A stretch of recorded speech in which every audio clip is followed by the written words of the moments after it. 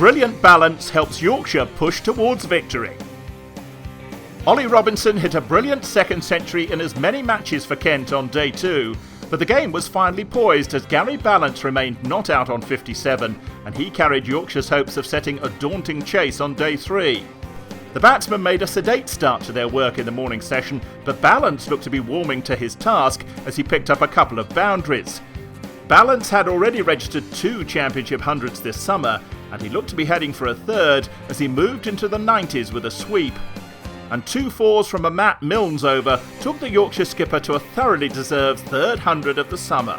Things were beginning to look ominous for Kent as a dominant morning for Yorkshire ended with a lead of 175 with 7 wickets still in hand, quite a turnaround from 96 for 6 on the first morning of the match. Balance pushed on in the afternoon session as Yorkshire took a firm grip of the game, picking up 2 boundaries from a Claydon over.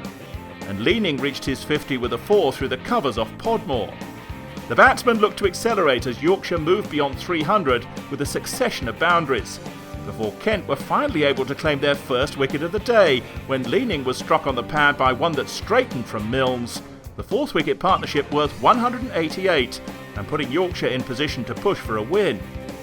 Balance carried on unperturbed and reached his 150 soon after with a clip off his legs for 2 off Claydon, before he fell for 159 not long before tea, after one from Bell Drummond kept a little low and nipped back.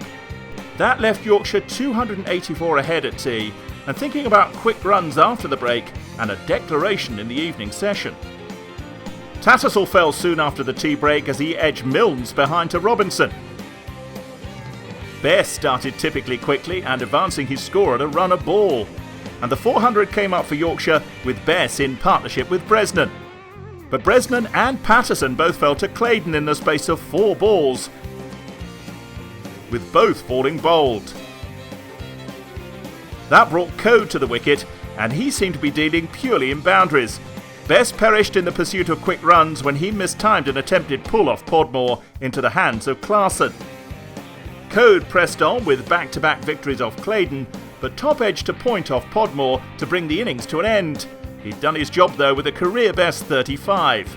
That left Kent needing to chase 384 to win, and Kent made a horrible start to their chase as Dixon steered an Olivier delivery straight to Brooke at short leg for just 1. And things went from bad to worse for the hosts when Crawley fell plumb LBW to Code to leave Kent in the mire at 19 for 2. And it was Code who struck again, bowling Renshaw after the Australian played down the wrong line. That left Kent 34 for 3 and staring at defeat on the final day, which they will begin 350 runs behind.